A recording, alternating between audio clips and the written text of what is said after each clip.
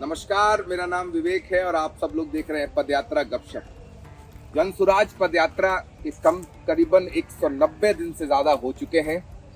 2500 से ज्यादा गांव हम लोग घूम चुके हैं और 2500 से ज्यादा किलोमीटर की यात्रा हमने तय कर ली है और आज पटना के काफी करीब पहुंच चुके हैं।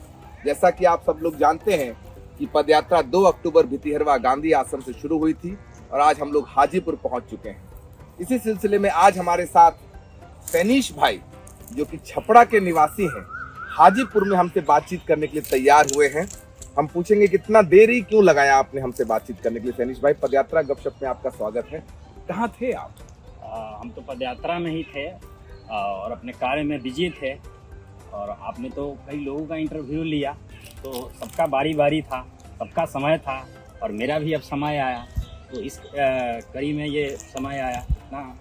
एक और बात है, जब भी आपसे मैं बातचीत करने, हमारी टीम बातचीत करने जाती थी तो आप किसी न किसी काम में उलझे रहते थे। कई साथी हमसे पूछते हैं कि आप लोग रोज पदयात्रा करते हो, सुबह से शाम पदयात्रा करते हो और फिर अगले दिन भी पदयात्रा करते हो, लेकिन आप लोग का सामान दिखता नहीं। आपने एक बहुत महत्वपूर्ण जिम्मेदारी ली है इस पदयात्रा में, क्या है वो? ये प्रचार करना, पदयात्रा करना, ये तो मतलब प्राथमिक जिम्मेदारी है। इसके साथ साथ जो हम लोग का कैंप है, जिसको पैगोडा बोलते हैं। पैगोडा? हाँ, पैगोडा, जो बौद्ध धर्म का जो स्ट्रक्चर होता है बिल्डिंग का, उस स्ट्रक्चर को इसमें नाम दिया गया है, जिसको बराबर ये पदयात्रा में आप लोग दिखाते होंगे। उसका मैंने जिम्मेदारी लिया है। उसमें कुछ जिम्मेदारियां जैसे कैंप मैनेजमेंट है, तो कैंप मैनेजमेंट में हेल्प डेस्क है, लोगों को बैठाना, पदयात्रियों को, ताकि गांव के आसपास के लोग आएं, उनसे बातचीत करना। एक काम ये है जिसको मैं देखता हूँ। दूसरा काम ये है कि पदयात्रियों का जो सामान होता है, एक पड़ाव से दूसरे पड़ाव पर हम लोग जाते हैं तो पदयात्रियों का सामान रखना होता है गाड़ी में। तो गाड़ी में ठीक से सबका सामान रखा जाए और सुरक्षित सामान रखे, इसकी देख रेख की गारंटी को मैंने लिया। बहुत बड़ी जिम्मेदारी है। अब देखिए, कई बार लोग जब राजनीति में आना चाहते हैं या किसी भी क्षेत्र में अच्छा करना चाहते हैं तो उनको फाइनल प्रोडक्ट दिखता है। अगर आप फिल्म में जाना चाह रहे हैं तो आप शाहरुख खान का हाथ ऐसे देखते हैं और लगता है यार मुझे भी ये करना है। आप जब राजनीति में जाना चाहते हैं तो आप देखते हैं कि हजारों सैकड़ों लोगों के सामने मंच पे भाषण दिया जा रहा है, लेकिन हर काम के पीछे जो जटिलता है, जो मुश्किल हालात में हम लोग काम करते हैं, वो हर दिन की जो संघर्ष है, वो लोगों को नहीं दिखता। तो ये पिछले 6 महीने से जो पदयात्रा चल रही है, उसकी पूरी व्यवस्था पदयात्रियों ने अपने ऊपर ले रखी है। तो बहुत बड़ी बात है, उसमें बहुत कुछ सीखने को मिलता होगा। और उसमें से भी जो सबसे मुश्किल काम है, सारे पदयात्रियों का लगेज समय पर चला जाए और फिर उनको समय से मिल जाए और सुरक्षित भी रहे। तो क्या क्या सुनना पड़ता है आपको लोगों से? अब देखिए, पदयात्री बहुत बड़ी संख्या में है, सबका अपना अपना बात होता है, सबका अपना अपना तरीका होता है और सबसे बड़ा बात होता है कि सबके बीच सामंजस्य बैठा के चलना, क्योंकि सबका अपना अपना परिस्थिति हो, तो परिस्थितिवत कहते हैं कि मेरा ऐसा हो जाए, वैसा हो जाए, वैसा हो जाए। लेकिन मुझे तो सबको देखकर चलना है, तो सबकी सुनता रहता हूँ, लेकिन ओवरऑल यही प्रयास रहता है कि पदयात्री इसमें सहयोग करे कि ये काम अंतिम रूप से ठीक से हो जाए, ताकि सब पदयात्रियों का भी जो सामान है, जो काम है, वो व्यवस्थित रूप से चलता रहे, इसमें ज़्यादा दिक्कत ना हो। ये चीज़ झेलना पड़ता है और ये सीखने की चीज़ है, क्योंकि हर आदमी का अपना सच्चाई होता है, अपना परिस्थिति होता है, अपना जिंदगी होता है और इसको नकार नहीं सकते, है ना। यही तो लोकतंत्र की खूबसूरती है कि सबको लेकर चलना। लेकिन आप बताइए कि कई बार जब हमारी टीम आपके रोल के बारे में रिसर्च कर रही थी कि आसान काम नहीं है सबका लगेज रखना, कौन कहाँ फेंका गया, तो कुछ बातें बताइए, क्या बोलते हैं लोग? और आपने बोला कि सबका सुनना है लेकिन करना अपने मन का है। तो लोग आके आपको क्या क्या कहते हैं? देखिए, भला बुरा कहते होंगे, सामान फेंक दिया, सामान हमारा ऊपर नीचे रखा हुआ है, टूट गया, और ये भी कह सकते हैं भैया तो खुद कर लो, कौन सा हमारी जिम्मेदारी में हम कौन सी नौकरी कर रहे हैं। ये तो आपने बीड़ा उठाया है सबसे मुश्किल काम का। तो कैसा लगता है आपको जब लोग आपसे ऐसी बातें करते हैं? नहीं, ये तो बात होती रहती है और लोग कुछ हंसी मजाक वाली बात बताइए, कुछ जो अभी उस समय दुख पहुंचाओ लेकिन अभी आप सोच के हंसते हैं। ये तो हमको लगता है कि एक दो दिन बाद होता रहता है कि कोई कुछ बोल देता है कि ऐसे करो वैसे करो, लेकिन वो अपने हिसाब से बोलता है कि मेरा सामान या मेरा चीज सुरक्षित रहे, लेकिन मुझे सबको देखकर चलना होता है। लेकिन उस एक इंसान का अगर मैं बात सुनूं तो सबका सिस्टम गड़बड़ा जाता है। जिन सिस्टम गड़बड़ाने के चलते एक या दो आदमी के चलते मुझे बहुत सारे पदयात्रियों को बात सुनना पड़ता है। तो मैं ये प्रयास करता हूँ कि ठीक है आपकी बात रहेगी, लेकिन ओवरऑल आपकी बात नहीं रहेगी, क्योंकि ये सिस्टम और सारे पदयात्रियों का भी बात सुनना पड़ता है। जैसे कोई टाइमिंग घटना अगर आप बताना चाहें, बिना नाम लिए, हम किसी का नाम नहीं लेंगे, कोई नहीं घटना। नाम नहीं लूंगा। कई बार क्या होता है कि पदयात्री को जो मैंने नाम रखा होता है कि आपको मतलब कि फलाना को आज लगेज की जिम्मेदारी लेनी, तो वो नहीं लेते। और ऐसा कई बार हुआ।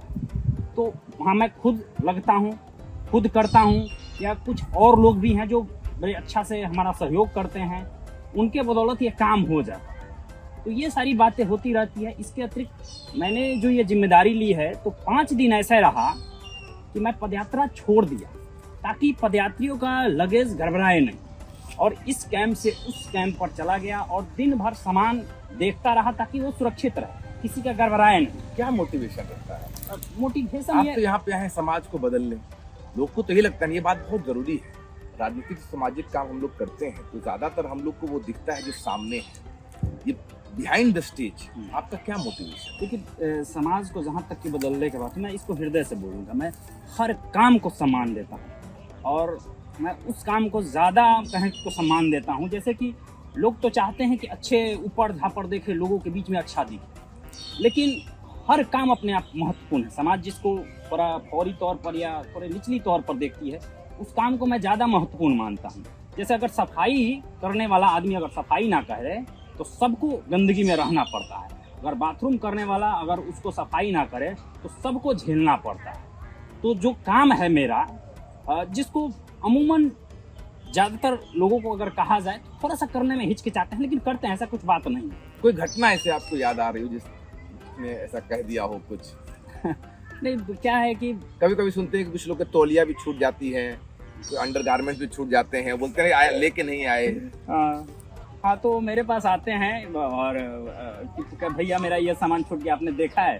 तो इसकी भी जिम्मेदारी लेने वाले लोग हैं जो कैंप में के बाहर, कैंप हम पदयात्रियों से बाहर के लोग हैं, तो उनकी ये जिम्मेदारी है कि अगर कोई सामान छूट जाए, जैसे कि चार्जर छूट गया, यहाँ तक कि मोबाइल का कवर या तौली, गमछा या वगैरह वगैरह बहुत प्रकार का छूट जाता है, तो वो रखते हैं। इसके अतिरिक्त मुझे भी दिखता है तो मैं भी रख देता हूँ। अगर किसी का कोई भुला जाता है तो मुझसे संपर्क करते हैं, और मैं उस आदमी से संपर्क करता हूँ जिसने रखा है। और ज़्यादातर केसे में ऐसे देखने को मिलता है कि जिन्होंने सामान रखा था कहीं दूसरे जगह, वह नहीं उठा, तो जिसके बदौलत सुनना पड़ता है कि भैया आप जिम्मेदारी ठीक से नहीं निभा रहे हैं। और मैं इस चीज़ को मानता है ना, कि मैं इस जिम्मेदारी को ठीक से नहीं लिया हूँ। फिर भी आगे मैंने सुधार इसमें काफ़ी किया है कि अब ये शिकायत देखने को नहीं मिलती। तो सीखते सीखते ही होता है। देखिए, गपशप देखते देखते कहीं ना कहीं हम लोग पदयात्रा में एक लगेज मास्टर क्लास कर रहे हैं कि अगर लगेज की व्यवस्था आपको ठीक से रखनी है तो क्या क्या आपको किन किन बातों पे ध्यान रखना चाहिए, किन किन बातों पे ध्यान नहीं रखना चाहिए, ये बताएं। आपकी हम लोग गांधी जी की फोटो को लेकर चल रहे हैं, उनके विचारों को लेकर चल रहे हैं जनसुराज में, और उन्होंने कई बार अपने वक्तव्य में कहा है डिग्निटी ऑफ लेबर। कोई भी काम बड़ा या छोटा नहीं होता है, हर काम का अपना महत्व है। तो जो भी साथी इस प्रोग्राम को, इस कार्यक्रम को देख रहे हैं, वो देखें कि सिर्फ गांधी जी के फोटो लेने की बात नहीं है, लेकर चलने की बात नहीं है, गांधी जी के विचारों को भी यहाँ जीवंत करने का प्रयास किया जा रहा है। कि वो लगेज हो या सैनिटेशन का काम हो, वो सब पदयात्री कर रहे हैं। सिर्फ जनसुराज के बारे में भाषण देने से बदलाव नहीं आएगा। जनसुराज के जो मूल्य हैं उनको आत्मसात करने के यहाँ पे आपको अवसर मिल रहे हैं। खैर, ये तो बात हो गई लगेज की, और इसमें आपकी छीटा कसी भी होती रहती है लोगों से। हमारी टीम ने ये भी रिसर्च किया कि आप जितने शांत दिखते हैं उतने हैं नहीं। आपको कई प्रकार के वो मार्शल आर्ट और ये सब भी आता है, उसके बारे में थोड़ा बताएं कि क्या है। और आप अभी तक आपने कभी किसी का प्रयोग किया कि भाई लगेज नहीं रखा तुमने, मेरा क्यों नहीं रखा, बताओ तेरे को क्यों नहीं रखा अभी? ऐसा हुआ है कभी? नहीं, ठीक है। मैं क्या हूँ कि नॉर्मली मैं बहुत शांत इंसान हूँ और सबकी सुनकर चलता हूँ, और यहाँ तक कि करने का प्रयास करता हूँ, आगे रखता हूँ। लेकिन क्या है कि शांत स्वभाव के हैं कि हाँ, दिखते हैं शांत स्वभाव? नहीं, हूँ भी, और रियली में हूँ, काम करता हूँ, लेकिन इसके बावजूद थोड़ा सा मैं उम्र में छोटा हूँ, तो लोग कुछ सुना कर चले जाते हैं, उसको भी मैं सुनता हूँ। लेकिन अगर कोई बहुत ज्यादा करे तो थोड़ा सा व्यवस्था बस मुझे भी कुछ सुनाना पड़ता है। बस सुनाते ही, एक कुछ दिखाते भी हैं। नहीं, वो उसका प्रयोग करने का कभी ऐसा हम नौबत मैंने आने ही नहीं दिया। आया, लेकिन जो ये कला, जिस कला की बात कर रहे हैं, मार्शल आर्ट कला की, ये कला अपने आप में शांत रहने की कला है ना। ये कला ये सिखाता है कि आप पर कई संकट आए, विषम परिस्थिति आए, उस परिस्थिति में भी आप अपने आप को शांत रखिए। जब हम लोग बॉक्सिंग सीखते हैं, और सर भी हम लोग को बताते रहते थे हमेशा कि जब फाइट चलती है, अगर उस समय डिसबैलेंस हो गए, अशांत हो गए, तो आप गड़बड़ा जाइएगा, आप हार जाइएगा। तो ये कला हमें बहुत मतलब कि हमारे स्वभाव को प्रेषित की है, ऊपर उठाई है। शांत करने की कला है। हाँ, शांत क्यों करने आपने की सीखना शुरू किया? क्या आपका क्या मोटिवेशन था इसको सीखने का? क्या है कि मैं हमारे दर्शकों के लिए एक छोटा सा क्लास भी लेना होगा आपको, लेकिन पहले बताएं कि मोटिवेशन क्या था? मोटिवेशन क्या था कि जैसे कि बचपन का समय था, 9वीं 10वीं में पढ़ता था, तो जो नवयुवता का जो समय होता है वो कोपल की भांति होता है। जैसे बांस देख रहे हैं, तो जो कोपलें होती है कि नए नए सिराएं निकलती रहती है, उससे कई शाखाएं निकलती रहती है। तो उस समय मन भी बचपना सा था, कुछ भी आ जाए तो सीख लेता हूँ। तो उसी दौरान मैंने देखा कि एक महाराष्ट्र एक टीचर आए थे और उन्होंने बच्चों को कुछ सिखाना शुरू कर दिया था। तो मैंने सुन रखा था सिर्फ कराटा, और वो भी सिखाना शुरू किया। तो मैं जाकर देखता रहता, तो मुझे पसंद आ गया। तो मैं भी जाकर प्रैक्टिस करने लगा, क्लास में ना जाकर बाहर से, और ठीक ठाक प्रैक्टिस करने लगा था। कुछ स्टंट ऐसा भी करने लगा था जो उन बच्चों को सिखाया जा रहा था उनसे बेहतर मैं करने लगा था। मैं अपनी बढ़ाई नहीं कर रहा हूँ, वो सर खुद बताते थे कि तुम करके दिखाओ, और बताते थे कि देखो ये नहीं सीख रहा है, फिर भी ये तुम लोगों से बेहतर कर रहा है। तो ये इस दौरान मैंने ये चीज़ें सीखी। तो अब आपको दिखाना होगा करके, और कि अगर एक स्टेप दिखाना हो और बताना हो उसका पूरा प्रोसेस कैसे करते हैं, तो बॉडी में भी उसमें लचीलापन होना चाहिए। हाँ, और उसका कब इस्तेमाल करना होता है। तो एक हम लोग छोटा सा मास्टर क्लास देखेंगे हाजीपुर में सैनिश से, मार्शल आर्ट का। स्टेप का नाम बताएंगे, उस पूरी प्रक्रिया को आप दिखाएंगे और कैसे उसको आप सेल्फ डिफेंस के लिए यूज करते हैं। तो ध्यान रखना है कि मुझे कोई परेशानी ना हो। नहीं, यही चीज़ तो हाँ, सीखा जाता है। पूरा बताना है step by step, 1 step 2 step 3, ताकि जो पदयात्रा गपशप जो लोग देख रहे हैं वो देखे तो भाई कि समाज को बदलना है, खुद को समझना है, पदयात्रा करना है, उसके साथ साथ आपको कई और चीजें भी यहाँ देखने को और सीखने को मिलती हैं। हाँ, तो खैर थोड़ा सा लंबा समय हो गया है, फिर भी कर लेता हूँ। हो सकता है कि पर उतना बेहतर ना हो। कोई बात नहीं है, हमें तो आता ही नहीं है, हमें तो पता ही नहीं कि अब बेहतर है कि खराब है। आप तो जो करेंगे वही बेहतर लगेगा। हाँ, थोड़ा लंबा वक्त हो गया है। तो मैं एक स्टेप करूँगा, इसको स्नैप किक बोलते हैं। स्नैप किक, स्नैप है ना, स्नैप किक बोलते हैं।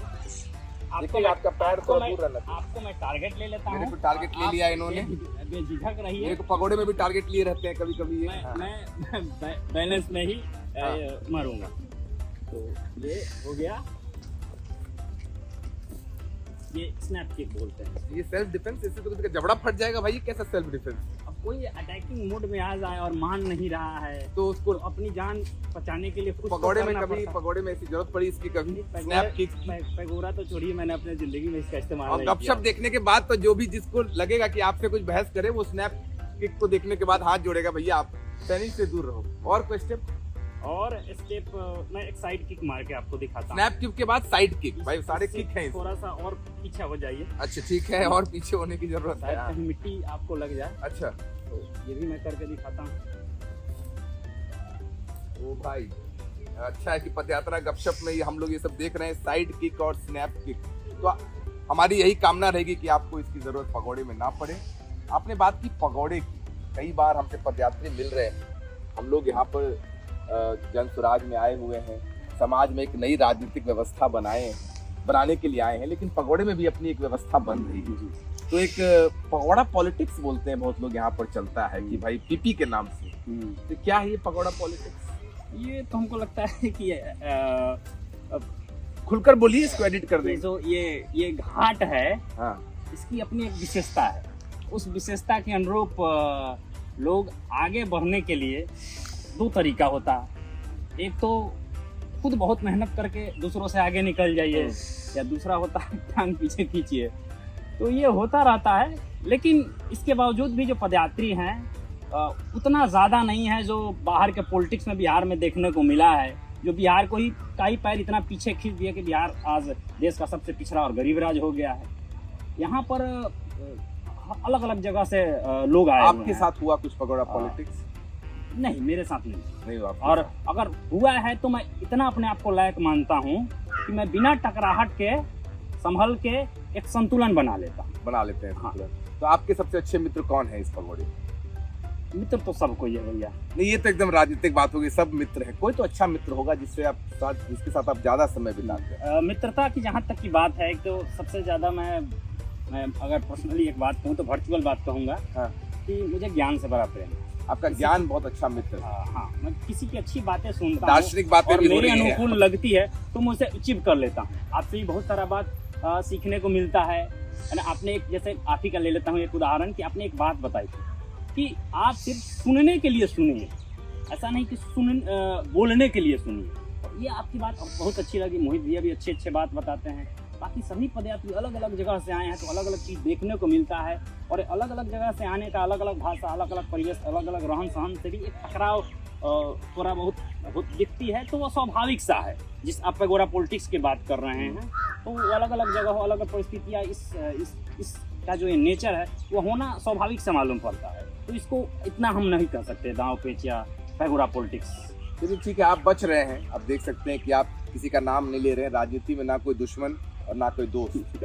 हाँ, और अक्सर हम सुनते ही रहते हैं कि राजनीति में ज्यादा दोस्त हो तो अच्छे हैं। तो कोई एक ऐसा व्यक्ति जिससे आप एकदम परेशान है, जिसको एकदम यहाँ से चला जाना चाहिए? नहीं भैया, मैं ये कतई कैमरा पे नहीं बोल सकते हैं। नहीं, कैमरा पर नहीं बोल, कैमरा की बात नहीं है। मैं अपने जिंदगी में भी बहुत लोगों से बहुत भीतर तक की थी है, फिर भी मैं प्रशांति मन से सोचता हूँ तो मुझे लगता है कि उनसे कुछ सीखने को मिला। और ये जिंदगी की दस्तूर है जो शायद सबके एथी में पड़ता है, केवल मेरे एथी में नहीं। बहुत सारे घटनाएं हुई और बहुत विदारक भी घटनाएं हुई, फिर भी मैं उसको बुरा नहीं मानता। सबसे यहाँ तक कि मैं आपको एक उदाहरण दे दूं कि मेरी माँ का एक्सीडेंट हो गया, तो वो जब लड़का मेरे साथ आया तो मैं उसके साथ खाना तक खाया, यह जानते हुए कि इसी ने एक्सीडेंट मेरे माँ का किया। तो वह भूल था और मैं बहुत बड़ा गलती ही बोल सकता हूँ, फिर भी मैंने वो, क्योंकि उसने जानबूझकर किया। बहुत गंभीर बात कर रहे हैं, समानुभूति की बात कर रहे हैं कि अगर किसी की गलती हुई है तो शायद उसको माफ करना ही उचित है, उसकी परिस्थिति को समझना और उसको एक घटना से जज नहीं कर लेना। बहुत धन्यवाद, बहुत बहुत धन्यवाद आपने साझा किया हमारे साथ। पगोड़े में रहते हुए करीबन 6 महीने से ज़्यादा हो गए। आपके सबसे अच्छे अनुभवों में से कौन सा अनुभव होगा? कोई मतलब कई अनुभव होंगे, लेकिन एक कोई अनुभव जो बहुत यादगार आपके लिए रहा? यहाँ एक तो कह पाना मुश्किल है, लेकिन क्या है कि प्रशांत किशोर के साथ जो हम लोग बैठते हैं तो प्रशांत किशोर के एक चीज़ देखते हैं कि प्रशांत किशोर हर किसी का सुनते हैं और दूसरे के अगर बात में दम है तो उसे चुरा लेते हैं, स्वीकार कर लेते हैं और उसे अप्लाई करते हैं। अगर वही बात कहते हैं, वो तो बहुत ज़्यादा विद्वान और क्या बोल रहे हैं उसको, प्रैक्टिकल आदमी है, तो वो बात कहते हैं, उनके बात में दम होता है तो उनका बात दूसरा कोई मानता है। तो ये मुझे बहुत अच्छा लगता है जो प्रशांत किशोर जी करते हैं। शायद वो जिंदगी में यही ज्ञानों का बदौलत इतना आगे हैं। तो बहुत प्रशांत जी की बड़ी बात कही। जो लोग हमें देख रहे हैं, आप इस बात को समझिए कि कई जो बड़े बड़े राजनीतिज्ञ हैं, पॉलिटिशियंस हैं, वो जिस व्यक्ति से समय लेने के लिए बड़ी बड़ी कतार लगाते हैं, और सिर्फ कतार ही नहीं लगाते हैं, सैकड़ों करोड़, जैसा कि मीडिया कहता है, सैकड़ों करोड़ रुपए देते हैं, उनसे रूबरू होने का, उनसे मिलने का, उनसे सीखने का अवसर आपको यहाँ पे हर दिन मिलता है। उनका मार्गदर्शन आपको हर दिन मिलता है। जैसा कि हमने पिछले पदयात्रा गपशप के कार्यक्रम में भी कहा है कि जो पदयात्रा है वो एक तरह का पॉलिटिक्स का महाविश्वविद्यालय है, यूनिवर्सिटी ऑफ पॉलिटिक्स आप बोल सकते हैं, चलता फिरता यूनिवर्सिटी ऑफ पॉलिटिक्स, जहाँ पे आप हर दिन राजनीति के बारे में सीख रहे हैं, आत्मसात कर रहे हैं नई चीज़ों को। और यह मौका बार बार एक जीवन काल में सबके जीवन में नहीं आता है। बहुत अच्छी बात आपने कही। और दूसरी बात कि आप सीखते तब हैं जब आप सुनते हैं, जब आप बोलते हैं तो उसी बात को बोल रहे हैं जिसको आप जानते हैं। तो सुनना मेरे ख्याल से बहुत बहुत बड़ा, आप कहेंगे कि एक आप में दक्षता होनी चाहिए अगर आपको सामाजिक जीवन में सफल होना है। खैर, हम आगे बढ़ेंगे इस कार्यक्रम में और आपसे एक महत्वपूर्ण सवाल पूछेंगे कि जो हम सबसे पूछते हैं, अपने लिए क्या चाहते हैं? इतने दिन से आप हैं यहाँ पर। अपने लिए तो अभी भी मैं लेकर मतलब कि निश्चित नहीं, मैं सच बोलूँगा, क्योंकि मैं जब आया था यहाँ पर तो मैं आपको बता दूं कि छपरा से साइकिल चलाकर 170 किलोमीटर कह सकता हूँ कि लगातार 15 घंटा में साइकिल हाँका और यहाँ पर आया था। तो प्रशांत जी हमसे यही प्रश्न पूछे कि कितने दिन रहना है, सॉरी दूसरा प्रश्न, कितने दिन रहना है। तो मैंने बोला कि भैया 3 दिन रहूँगा, और 3 दिन मैंने अपने क्षमता अनुसार सोचा था, लेकिन जब रहा तो मुझे रहने का और मन करने लगा, इसलिए कि अलग अलग जगह से लोग आए थे, अच्छी बातें लग रही थी, बहुत अच्छे अनुभव कर रहे थे, अलग अलग आंदोलनों से आए थे। तो मुझे ये चीज़ प्रेरित करते रहा कि यहाँ पर और समय बिताऊंगा। और मैंने फिर सोचा कि मैं 2 माह रहूँगा, तो 2 माह भी बीत गया। फिर मैं सोचा कि मई तक रहूँगा। मई तक इसलिए बोला कि मुझे यूपीएससी का अगला अटेम्प्ट थोड़ा जोरदार देना है, तो हमें लगता है कि वो भी पार ही हो जाएगा। तो ये, और जहाँ तक कि अपने लिए सोचने की बात है, प्रशांत किशोर जी ने बोला है कि आप यहाँ क्यों आए हैं, तो मैं सीधे कहा भाई भैया मैं सीख रहा हूँ यहाँ, और यहाँ ये नहीं होगा तो मेरा एक अचीवमेंट जरूर होगा कि कम से कम पूरे बिहार का मैं पदयात्रा कर लिया आऊँगा। और पदयात्रा सिर्फ एक शब्द है, इसमें बहुत सारे आयाम शामिल है, जिसमें हर प्रकार के लोगों से बात करना, समझना, उनकी स्थितियों को देखना, जानना और आत्मानुभूति करना, यहाँ तक कि समानुभूति करना। मैं ये जो शब्द है समानुभूति, इसमें मैं बड़ा रूबरूपन रखता हूँ, क्योंकि मैं बहुत भावुक हो जाता हूँ। कई जगह मैं देखता हूँ तो मैं समझता हूँ कि मैं कई बार आँख से आंसू भी निकल आते हैं। कुछ घटनाएं जो मैंने पदयात्रा के दौरान देखे हैं, जो लोगों का स्थिति देखा हूँ, और अपने से बराबर प्रयास करता रहता हूँ कि अगर इस कैंप में अगर उस प्रकार का सुविधा है कि किसी पदयात्री को, किसी बाहरी आदमी को अगर हेल्प हो सके, तो मैं लोगों से मिलाया हूँ कि उसका अगर यहाँ से सोल्यूशन निकल सके तो वो निकाल दिया जाए। जैसे मैं आपको एक उदाहरण 1-2 दे देता हूँ कि एक आदमी का मोबाइल चोरी हो गया और वो मधेपुरा का था, और उसके पास उससे बातचीत करने लगा। और ये मेरी कला है कि जो सबसे कला कहिए या आदत कहिए कि सबसे जो निचला चीज़ है उससे मैं बराबर बात करता, तो उससे मैं भीतरी तौर पर घुसता गया, और उसने बड़ा भावुक होकर या ऐसी होकर उसने बताया कि मेरे पास पैसा नहीं।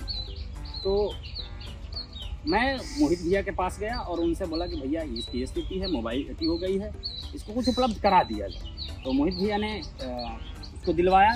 इसके साथ साथ जो वो जा रहा था घर के लिए, तो मैंने उसको आइडिया बताया कि बात किया बस वाला से कि भैया इसका ये चोरी हो गया है, तो उसने भी पैसा लिया नहीं। इसके साथ साथ मैंने अपने से भी थोड़ा जो पैसा था वो दिया। तो ये और भी कुछ घटनाएं हैं।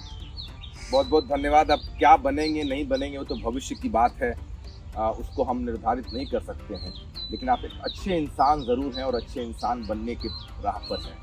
आखिरी जो हमारा सेक्शन है, सैनिश भाई, अनीश और सैनिश में काफ़ी कंफ्यूजन रहता है कि रैपिड फायर है। इसमें मैं आपको एक परिस्थिति दूंगा, एक सवाल पूछूंगा, आपको एक शब्द में उसका जवाब देना है या एक वाक्य में भी दे सकते हैं।